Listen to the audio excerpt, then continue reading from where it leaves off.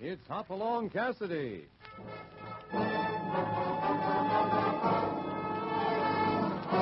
With action and suspense, out of the Old West comes the most famous hero of them all, Hopalong Cassidy, starring William Boyd.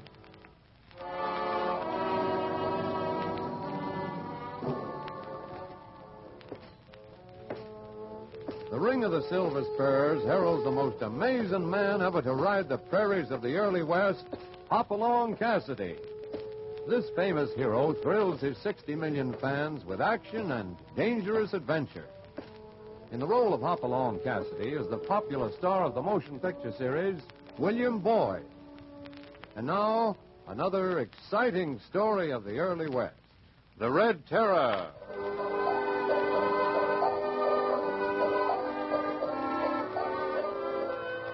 Right now, Hoppy and California are talking to an old friend they've run into after a long cattle drive to the Gulf shipping town of Port, Texas. He's a tough, gray-haired little man named Blonnie Madigan, a former gold miner who struck it rich and is now living at Port, Texas with his daughter Laurel. As Blonnie explains... she's been living in the East with her ma's people, going to school and whatnot. Thanks to you, darling. Living like a desert rat all these years, No. to quote Mr. Cassidy. Well, those days are gone forever, Miss Madigan. Looks like your dad is a big man in Port, Texas. Say, what's this new business you said you was in? This, improvisio? No, impresario. California, you wall-eyed ignoramus. Dad's in the show business. Show business? Sure, and I'm rolling out the welcome mat for the pair again. Up for you in California, staying at my place until the Now, time... hold on, Blarney. No, the Bar 20 won't be going to rack and ruin if you stay over a few more days. I wish you would. Please. Well, you see, we're behind schedule already. Hey, you've got to stay. Tonight I'm putting on the greatest fight this side of the Mississippi. The star event of Madigan's Roman Arena and Opry House. I got Bombo Rene, the New Orleans bombshell, fighting the Red Terror. Never heard of it. No. Look, Please, I wish you would. Won't you? You've got to see the Red Terror, Hoppy. Nary a fight as he lost, and all inside of 1-2 rounds. Oh, shucks, Hoppy, we don't have to rush back. Do stay. It's important. very well, Good. Thank you. but just for a day or two, and at our hotel. Oh, but I've told No you... argument, Blarney. Thanks just the same. Now, I got to find my way back to the hotel and pay off my trail hands. California. You can chew the fat here with Blarney.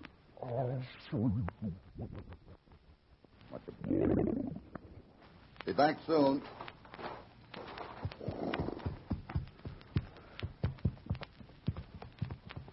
I wanted to talk to you alone. That's what I figured. I thought that you, of all people, might be the one who could help me. What's bothering you? It's Brady Adams. He's going to fight this horrible Indian, this Red Terror, in 2 weeks. He'll be killed, Mr. Cassidy, killed. Now, hold on. So the Red Terror's an Indian, eh? And Adams? My fiancé. Brady is foreman at the Broken Arrow. I met him when I first came to live with Dad over a year ago. He started to fight shortly after, trying to raise his stakes so we can be married. I see. How's he made out? Much better than I feared. But he mustn't fight the Red Terror, Mr. Cassidy. The Indians already killed one man and crippled others. Dad's booked him to fight Brady. I begged him not to. What does he think of Brady Adams' chances? Brady will be killed, and Dad knows it. He hates Brady. Well, why? I don't know. I guess he just doesn't think Brady's good enough for me. Dad still thinks I'm a child. Does Brady think he can whip this Red Terror?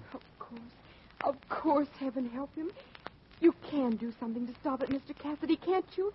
You will, won't you? I don't know, Miss Madigan. But I'll let you know after I see the Red Terror fight Bombo Rene tonight.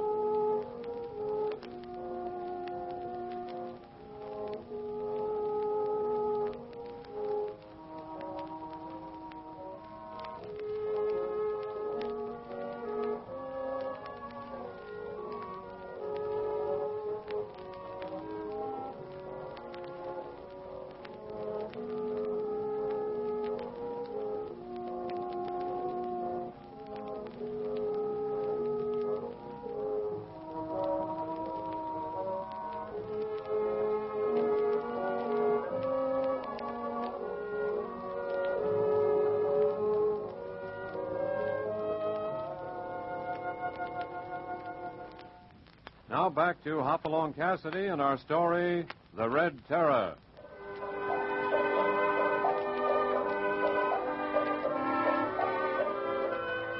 After driving their cattle to Fort, Texas, Hoppy and California accept the invitation of their old friend, Blonnie Madigan, to see a prize fight at Madigan's Roman Arena and Opera House. Since talking privately to Blonnie's lovely daughter, Laurel, Hoppy is especially interested in one of the contestants that night, the Red Terror. We find Hoppy in California in Blonnie's private box. Round one of the main bout has just ended. Well, it's always like this the first round, Hoppy. You mean he just stands there making like a doggone turtle while the other hombre tries to find some place to hit him? Now, you just wait, me boy. The betting is 4-1 if the big Indian knocks Bombo kicking inside of 3 rounds. And it's 5-1, I'll give you myself. There's something about the Bombo's trainer there in his corner that seems kind of familiar. You know, Hoppy, I was thinking the same thing. Wait a minute. It's Windy Sykes. What? Windy Sykes, the skinny little fellow who ran the traveling medicine show that hit Mescalera last year. Carnation, that's the one. He was selling some stuff called Chief Walking Moose Snake Oil. And that big engine was part of his show. Yeah, only now the Indian's calling himself the Red Terror. Blarney, that Red Terror of yours used to be a medicine show man. And Windy Sykes was his partner. Faith, and that explains it. Explains what? The reason for Windy hating Dr. Drum so. And just who is Dr. Drum? He's the Red Terror's manager. Windy's been going around saying that Doc Drum stole the Indian from him. Sykes has been trying to find a man to beat the Red Terror. Someone to punch Doc Drum's meal ticket, so to speak. Who is this Doc Drum? Where is he? Oh, there he is, Hoppy. Sitting behind the Indian's corner at ringside. It's the fat man in the Panama hat. California. You recognize him? You bet I do. Big golly, ring the bell, McGonagall. Are you asleep down there? Let's have round 2. Well, let's see what happens this round. Hey, Bombo's opening up. He's let him have it. Sure, and the Terror's catching him all in his arms and his gloves. You see, Bombo can't touch him. Bombo's trying to make the Indian fight. Hey, if the Terror's so good, why does he keep giving it up? They're on the rope. Come on, Bombo. Something's wrong with Bombo. He's Terror must have staggering. hit him. Sure, I told you, didn't I? Bombo's down. Yeah. He must have got hit on the ropes, Hoppy. Oh, big golly, it's going to be a knockout. Another knockout for the Red Terror.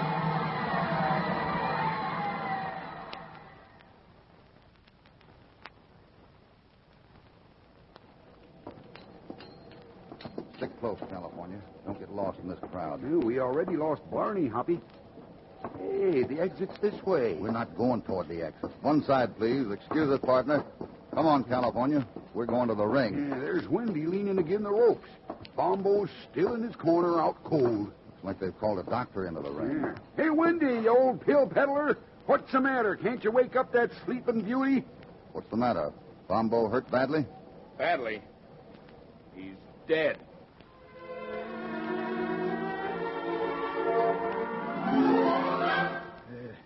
I'll get off the chief's hand wraps, Willie.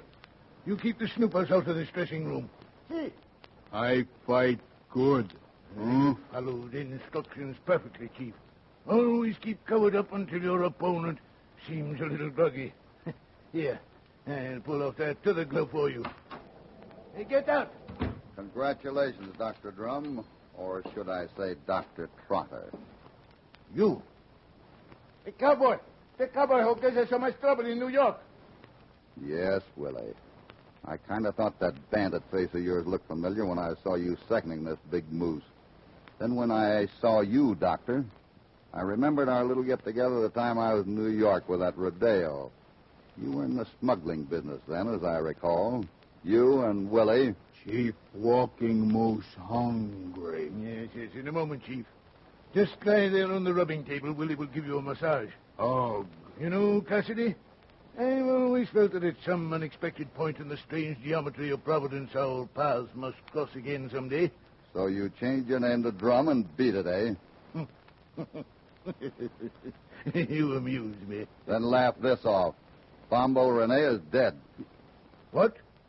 Well, that's impossible, What are you doing? Put down those gloves. Willie! Moose! I fetch him. Oh, yeah?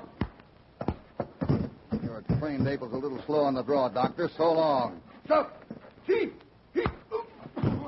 I killed. Just lie right there on that table, Chief. Over you go.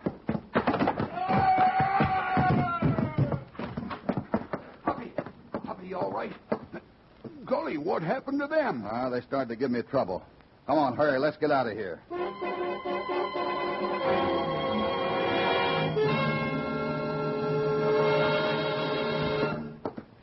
Hoppy, that message in the envelope the hotel clerk gave you downstairs, you ain't told me what it's about. It's from Blarney's daughter, Laurel. She wants to talk to me. She'll be here at 11 tonight. Laurel? Here? Oh, what about, for gosh sakes? Well, it's almost 11 now. That must be her now. Somehow I doubt it. Sure, that's a fine way to be treating me for the hospitality and the goodness of me heart that I've opened up to you. Ditching me after the fight the way you Blarney, did. now, wait a minute. Take it easy. Dr. Drum told me all about it. Stealing the Red Terror's gloves. Now, just because you had an old grudge against him is no call to go violating the hospitality of your host, Mr. Cassidy. It's no grudge I've got, Blarney, and I didn't steal those gloves. I just borrowed them. Here they are. Take them. Oh, borrowed them, is it? For a little investigation, that's all. Those gloves killed a man tonight. Sure, and I'm as sorry as anyone about that, Cassidy. But why should you think there was foul play? It was an accident, as the town clown himself declared. Was there anything about the gloves you didn't like? A set of brass knuckles, maybe? No, Blarney, nothing like that. No tin foil in the padding, no oil of mustard soaked into the leather. I couldn't find a thing wrong with them. And so you admit you were wrong, that you made a fool of yourself. Well, all I can say is that any man who thinks Blarney Madigan could be running a crooked fight show is no friend of his. Good night and bad set. Hoppy, Wait. Now, come on.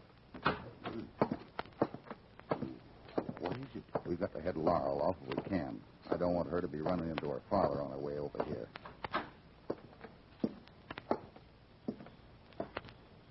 Hoppy, Mr. Cassidy. Laurel, Just saw my father leave as I came up. I stepped into the shadows. Mara could have done just as well, couldn't it? No. I just had to talk to you. I couldn't sleep. I kept hoping and praying they'd put the Red Terror in jail for killing that man tonight. But they won't.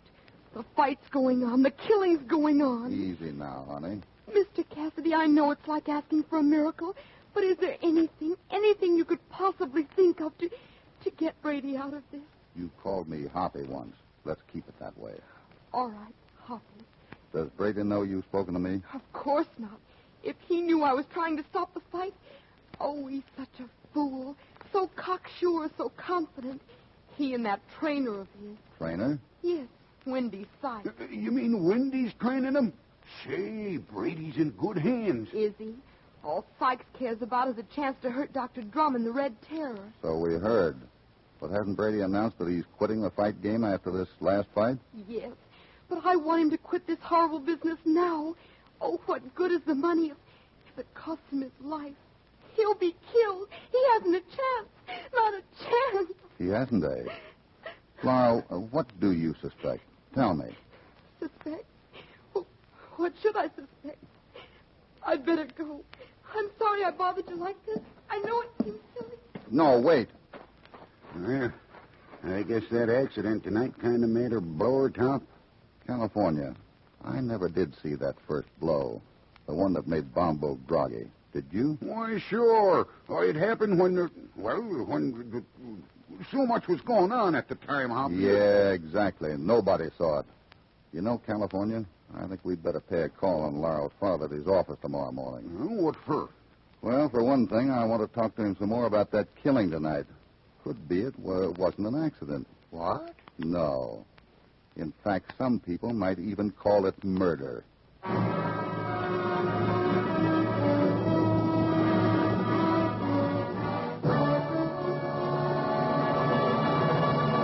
Before we continue, here is a word from your announcer.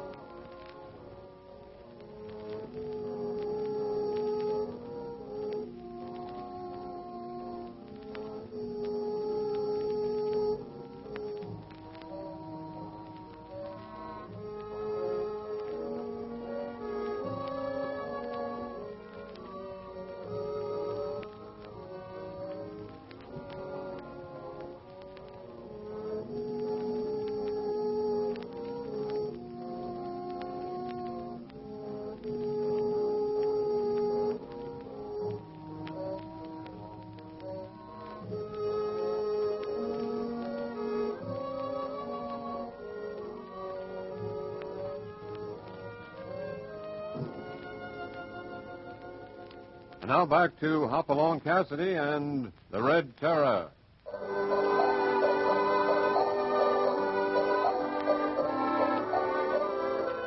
After an enormous Indian prize fighter named the Red Terror kills a man in the ring, Hoppy incurs the hostility of Blarney Madigan, fight promoter, by raiding the Terror's dressing room to examine his gloves. Hoppy, who suspects the Terror's manager, Doc Drum, of foul play, visits Madigan at his office the next morning. Sure, and I'm that sorry myself for what happened last night, Hoppy. Perhaps I spoke a little hasty, eh? Let's shake.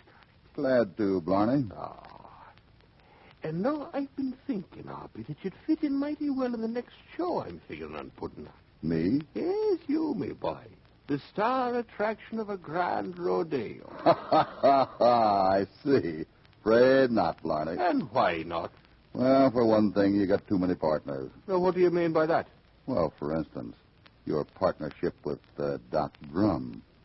And what makes you think he's any partner of mine? You're too interested in the success of that fighter of his. Now, would that be a crime? You're an honest man, Blarney.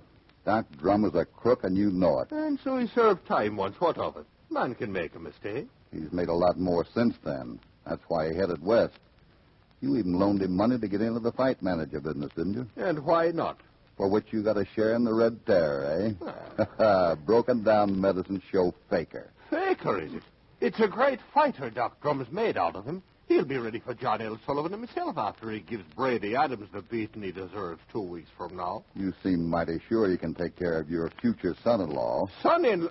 No commonplace fighter marries the daughter of Blarney Madigan, I can tell you. Adams is retiring after this next fight, Blarney.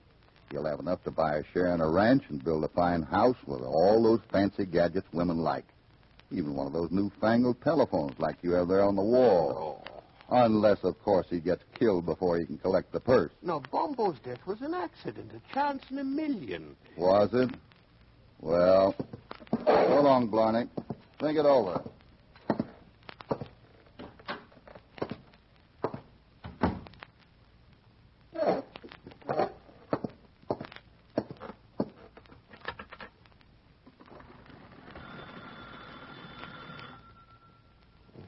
It's 213, please. Hello, Willie. It's Madigan. Now, put Dr. Drum on the phone.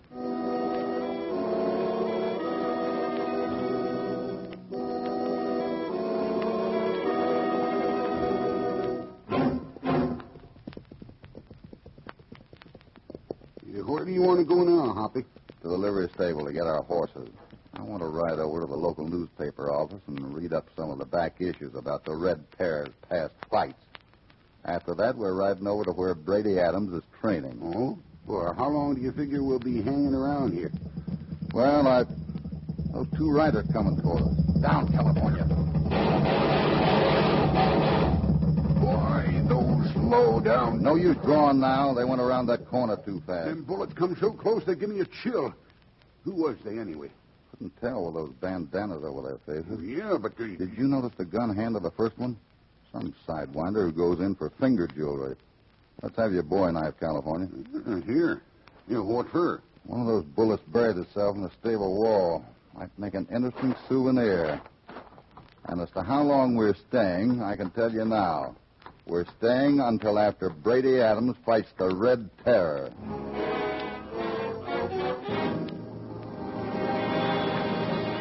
Say, it's sure been swell of you, Hoppy, helping Brady train the last couple of weeks. The boy's in great shape. Yeah, I don't think he'll have any trouble taking the big Indian tonight, Wendy. Hey, here comes Laurel. Hi there. Hoppy, California. Hey, Miss Laurel, did you hear that Hoppy's going to be in Brady's corner? Yes, I did, Wendy. But suppose that big gorilla hits Brady like he hit Bombo Renee. Don't worry, he won't. I hope you're right. Oh, you've got to be right. Oh, shucks. Brady'll probably flatten him in the first round. Wendy, where is Brady? Oh, he's out taking a long walk. It's his only exercise before the fight. He'll be back soon, Miss Madigan. Well, I reckon California and I'd better be moseying along. We've got a rather important call to make before the fight tonight.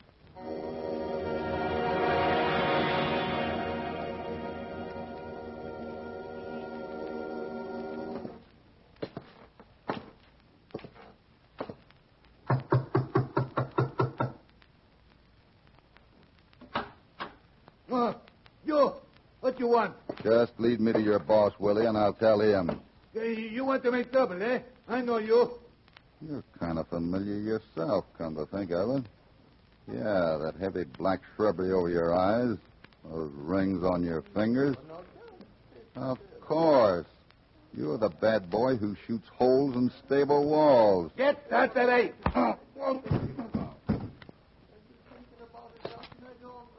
That man Rene was killed because of anything shady. Dear Blarney. Well, now, what about that attempt on Cassidy's life a couple of weeks ago? Right after I telephoned you to make sure everything was on the up and up. My dear fellow, what possible benefit could I gain from his death? A sense of security, perhaps. Cassidy. Yeah, and a lot of satisfaction, too, I'll bet. But your luck's against you, Doctor. I'm still alive. Keep your hands on the table, Doc, unless you think you're bulletproof. Now, what's the meaning of this, Cassidy? The meaning is clear, Blarney. I have here 2 checks, both for the same amount. The winner's share of all the purses that your friend's fighter has won. One is made out to you, Dr. Drum. The other, which you will sign, Doctor, is made out to Mr. and Mrs. Brady Adams. Begorry! Sit down, Blarney, and keep your shirt on. We'll deposit these 2 checks as stakes in a wager that the Red Terror is going to be knocked out tonight. And that's what you want me to sign? Well, of course, my dear Cassidy, of course I'll sign. That's all you want? Where's my pen? Check. There. Shall we let Blarney hold the stakes? I know we can trust him. Now, wait a minute. Take 'em, Blarney, and hold on to 'em. That check I signed represents everything California and I have in the world. Well, I don't think it's a risk. You don't, eh? I want to talk to you, Blarney. Come on, let's go.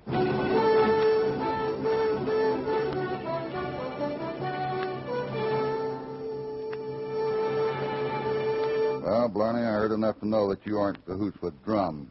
Hey, where did California go? I left him out here waiting. His horse is gone, too. Oh, sure, and that's him riding this way, isn't it? Yeah. Hoppy, I seen him bring him in, and I rode out to see what's going on. They got him, Hoppy. Laurel's taking him to her house. Oh, what? Pull up. What are you talking about? What's happened? It's Brady Adams. He's been shot. Laurel found him. How bad? The doc says he'll live. What dirty rat did it? Who shot him? Nobody knows yet. He was dry gulched on his way back from his walk. Well, the dog that did it'll answer to me. Brady's a fine lad. Aren't you changing your tune all of a sudden? Maybe so, but if Laura loves the boy, a black curse in the whole business. Come on, let's get all over to the house. Wait a minute. Blarney, if I hadn't butted in, if they hadn't been afraid of me finding out what they've been up to, they wouldn't have had to knock Brady out before he ever got into the ring. Well, no, what? Blarney, you got to put me in against the Red Terror tonight. You? Make an announcement from the ring tonight. If they want to see a fight, even if it's only Hopalong Cassidy. Only Hopalong? Well, jumping catfish. It may not be a championship fight, but with you in it, Hoppy. California, we got to get a hold of Windy fast and get organized. Come on, let's go.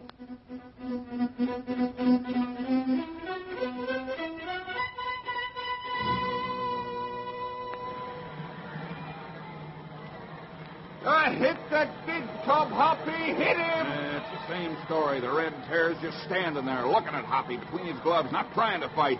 If he'd just open up so Hoppy could find a place to land one, I forgot the towel. That first round was slow motion, Hoppy. How do you feel? Okay, California. Where's Windy? Sure, and he forgot the towels. I'll go see. Here, Hoppy, take a drink of water. Steady now. Hey, you let most of that slop on you. Did you get any? All I need. California, listen. Yeah? The wallet is left in that bottle. Keep the cork in it, do you understand? And hold on to it until the fight's over. Well, but Hoppy... Do as I say. Don't let that bottle get away from you. If anyone tries to spill or drink it, grab him. Well, I don't get it, but here comes Windy with the towel. Hey, get that big ox, Hoppy. Kill him. That's it. Open him up, Hoppy. Watch it, Hoppy. Oh, he's letting the engine crowd him. Careful, Hoppy. Don't let that moose buffalo you. Oh, Hoppy, watch it. What's happened? What's going on? I don't know, but Hoppy's staggering. He's hurt. Oh, Hoppy, get away. Get away.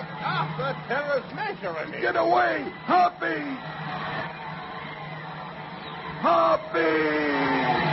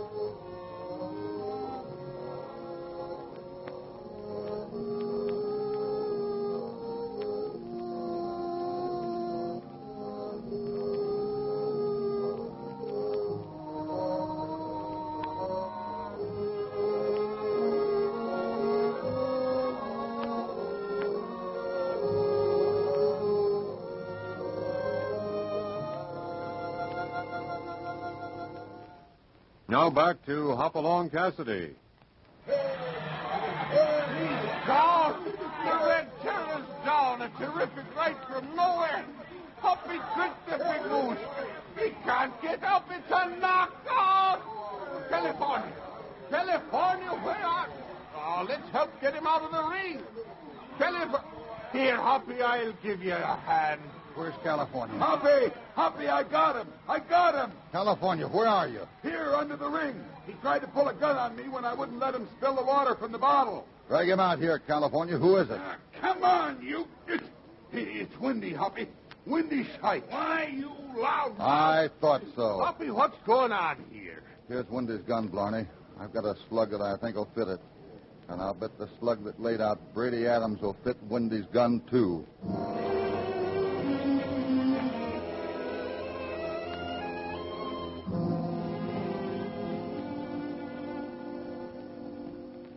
You see, Blarney, it was Windy's constant harping on his hatred for Doc Drum that first made me suspicious.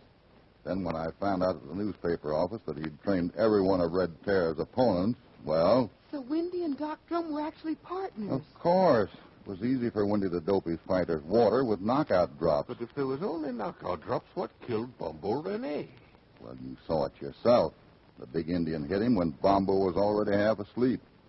And you can take it from me, Chief Walking Moose can really hit when he has lots of time. I know. Then you think it was the punch that did it? Yeah. Doc Drum would have to hate any man an awful lot to take a chance on poisoning him. Hoppy. California, did you get that chemist report? I sure did.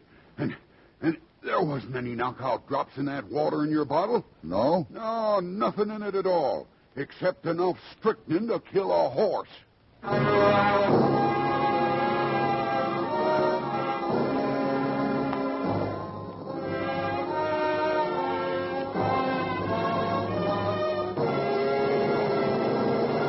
This means it's so long from Hoppy in California once again.